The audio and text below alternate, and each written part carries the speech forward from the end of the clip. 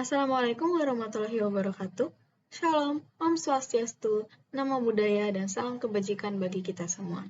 Pada kesempatan kali ini, kelompok kami yaitu FG5 dari MPKT Reguler 3 akan mempresentasikan mengenai proposal PKM kami, yaitu masker kain batik 3 dimensi yang ekonomis, praktis, dan ramah lingkungan. Adapun anggota kelompok kami adalah Aziza Isman, Fidelis Parmonang Sihotang, Muhammad Rifki Duha, Muhammad Zaki Alfa Iksofihara, John Anderson Bartara Aryasena, dan saya sendiri Neola Damaris Margara Tumanaja. Selanjutnya saya akan memulai pembahasan dari PKM ini dengan membahas bagian pendahuluan. Latar belakang dari pembuatan PKM ini yaitu adanya wabah COVID-19 pada akhir tahun 2019. Untuk menekan penyebaran virus ini, maka pemerintah Indonesia mulai menetapkan beberapa kebijakan baru. Salah satunya yaitu pemakaian masker. Pemerintah menyebutkan bahwa pemakaian masker merupakan cara paling efektif untuk menekan laju penyebaran virus COVID-19. Maka dari itu, masyarakat pun mulai bergerak bersama untuk memberi masker kain sebagai alternatif dari masker sekali pakai demi menghemat pengeluaran, menekan angka limbah masker, dan juga lebih ramah lingkungan. Maka dari itu, mulai banyak UMKM yang membuat masker kain sebagai bisnis di era COVID-19. Maka dari itu, kami pun terinspirasi dan mengambil ide dari UMKM tersebut, dan kami pun terinspirasi untuk membuat masker yang unik dan sekaligus memperkenalkan budaya Indonesia yang secara implisit. Maka dari itu, kami memiliki rencana untuk membuat masker dengan motif batik 3D yang bernuansa alamiah. Hal ini terinspirasi dari lingkungan sekitar yang dekat dengan kehidupan kita. Selain itu, alasan kami menggunakan batik sebagai motif pada masker kain kami adalah karena bahan baku yang digunakan dapat berasal dari alam, yang mana lebih ramah lingkungan dan tidak menyebabkan limbah yang berbahaya seperti limbah pewarna tekstil yang dapat mencemari lingkungan.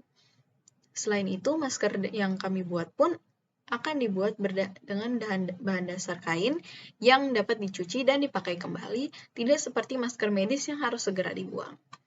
Selain dari kegunaannya untuk menangkal virus dan produknya yang ramah lingkungan, adanya masker ini juga memperkenalkan berbagai motif batik kepada masyarakat dengan cara pandang yang lebih sederhana dan dekat dengan masyarakat. Asumsi yang berkembang pada masyarakat tentang batik menilai eksklusif dan mahal, tetapi pada saat ini hadir dalam bentuk yang ekonomis, praktis, dan lebih kreatif. Maka dari itu, harapan kami dapat mengangkat nilai perekonomian dengan memberdayakan warga setempat dan mahasiswa dengan sekaligus juga dengan melestarikan budaya sendiri. Berkaitan dengan latar belakang tersebut, maka kelompok kami memiliki rumusan masalah yaitu sebagai berikut. Yang pertama, bagaimana cara mengembangkan produk masker kain batik 3 dimensi, dan yang kedua, bagaimana strategi pemasaran produk masker kain batik 3 dimensi. Kemudian, manfaat dari kegiatan kewirausahaan kelompok kami, yang pertama, mengetahui cara mengembangkan produk masker kain batik 3 dimensi, dan yang kedua, mengetahui strategi pemasaran dan produksi masker kain batik 3 dimensi. Selanjutnya, kelompok kami akan menghasilkan produk yang berupa masker kain batik 3 dimensi yang ekonomis, praktis, dan ramah lingkungan. Adapun berikut ini gambar dari produk yang akan kami sajikan. Selanjutnya, saya akan membahas mengenai analisis produk. Produk masker yang kami buat berbahan katun dan merupakan masker 3 lapis atau three-ply yang ramah lingkungan dan sudah sesuai standar nasional Indonesia atau SNI. Masker kami memiliki fungsi yang bisa dicuci dan digunakan kembali. Kemudian, analisis pemasaran, berikut kekuatan, kelemahan, dan solusi dari produk kami. 1. Kekuatan. A. Barang dapat digunakan berkali-kali. B. Barang sesuai dengan kebutuhan pasar sehingga produksi dapat ditingkatkan. C. Pemasaran dilakukan secara online sehingga mudah dijangkau oleh masyarakat, baik melalui e-commerce seperti Shopee, Lazada, Tokopedia, dan lain-lain, maupun media sosial seperti Instagram dan Twitter. D. Pengemasan fleksibel karena dilakukan dengan cara dropship dari tangan produsen dan langsung ke konsumen, atau dilakukan oleh kami setelah menerima barang jadi dari produsen konveksi. 2. Kelemahan. A. Kebutuhan pasar terhadap masker tidak dapat diprediksi dalam jangka waktu setahun ke depan. B. Daya saing penjualan yang sangat tinggi, baik dari segi promosi, kreativitas produk, nama produk yang masih belum dikenal, diperkirakan akan menghadapi kendala pada tahap permulaan. 3. Solusi A. Sistem produksi sesuai jumlah yang diinginkan terlebih dahulu, baru kemudian dijual dengan sistem pre-order. B. Melakukan promosi secara berkala melalui media sosial dan e-commerce. Selanjutnya, ada metode pelaksanaan untuk membuat masker kain batik 3 dimensi. Alat yang dibutuhkan adalah mesin jahit, jarum, gunting, pensil serta penghapus, dan juga penggaris. Untuk bahannya, ada kain batik berbahan katun, benang jahit, karet, dan kertas pola. Untuk membuat masker kain batik tersebut, alat dan bahan ini sangat dibutuhkan untuk proses pembuatannya. Nah, adapun proses pembuatannya sebagai berikut. Pertama, mempersiapkan alat dan bahan untuk produksi. Kedua, produksi dalam jumlah tertentu sesuai dengan pesanan. Yang ketiga, membuat kemasan untuk produk. Yang keempat, finishing dan pengecekan produk. Ini untuk menghindari barang cacat, apakah ada jahitannya yang kurang. Yang kelima, packing produk. Lalu yang keenam, memasarkan produk.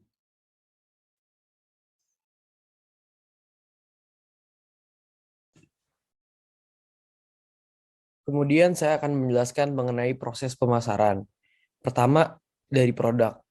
Produk sendiri terdiri atas segmentasi waktu khusus, yaitu waktu khusus atau tertentu yang dimaksud ialah pada saat pandemi COVID-19.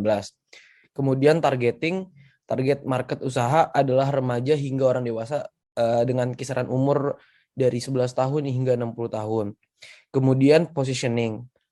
Di positioning ini, usaha menempatkan diri sebagai pionir penggerak masyarakat wajib mematuhi prokes, dan salah satunya itu adalah masker. Memperkenalkan budaya Indonesia, terlebih lagi menjaga ekosistem hidup berkelanjutan. Kemudian strategi pemasarannya. Dari strategi pemasaran ini akan terbagi menjadi 3. Yang pertama, penyebaran informasi secara tidak langsung. Penyebaran informasi secara tidak langsung dapat melalui media sosial yang biasa disebut dengan strategi internet marketing, seperti Facebook, Instagram, TikTok, dan WhatsApp. Yang kedua, ikut serta dalam berbagai event UMKM. Selama masa pandemi COVID-19, dalam rangka merangsang perekonomian Indonesia, pemerintah terus mengampanyekan Bangga Buatan Indonesia. Gerakan Nasional Bangga Buatan Indonesia ini juga menyediakan ruang promosi produk buatan Indonesia. Yang ketiga, membuat pengemasan yang menarik. Untuk menarik konsumen, maka dalam pengemasan produk dibuat semenarik mungkin. Dengan kemasan yang unik dan lucu dapat menarik minat konsumen. Kedua adalah harga produknya. Harga dari produk yang kami jual pada media internet seperti platform Shopee, Tokopedia, Lazada, dan semacamnya adalah Rp16.000. Untuk harga grosir dengan minimal 5 buah masker dalam setiap orderannya. Sementara harga per buahnya non-grosir adalah Rp18.000. Kemudian lokasi pemasaran produk. Usaha ini direncanakan akan berlokasi di kota Jabodetabek, mengingat sumbangsi pasien COVID-19 ada pada wilayah DKI Jakarta dan sekitarnya.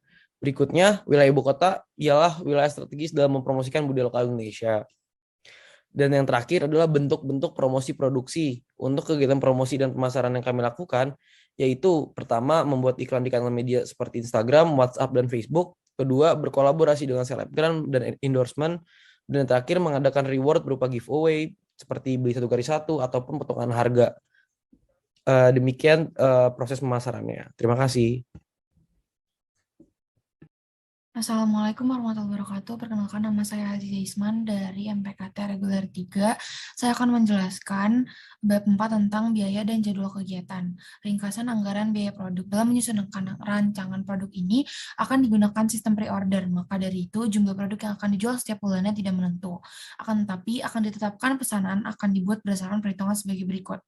Untuk membuat 1 buah masker membutuhkan setidaknya 25 x 15 cm atau 375 cm persegi kain batik dengan ketersediaan 1 motif kain batik yang berukuran 200 x 115 cm atau 23.000 cm persegi. Maka akan menghasilkan 20 buah masker dari setiap 1 motif kain batik. Lalu untuk biaya tetap per bulannya, untuk mesin jahit 120.000, jarum jahit 20.000, gunting kain 22.000, pensil double 5.000, dan penggaris 50 cm 15.000 dengan total 182.000. Biaya variabel per bulannya, kain batik berbahan katun 325.000, benang jahit 25.000, kertas pola 90 x 60 cm 10.000 dan karet masker 30.000 dengan total 390.000. Total modal yang dibutuhkan untuk memulai kewirausahaan masker batik ini berjumlah 572.000. Lalu untuk omsetnya itu ada di 1.410.000. Lalu untuk jadwal kegiatannya, pada minggu pertama akan ada pengumpulan bahan dan juga pengecekan kualitas bahan. Lalu di minggu kedua akan ada pembuatan sampel produk dan photoshoot serta pemasaran produk dalam platform e-commerce dan media sosial. Lalu di minggu ketiga akan ada produksi untuk penjualan dan di minggu keempat akan ada pengiriman produk. Sekian, wassalamualaikum warahmatullahi wabarakatuh.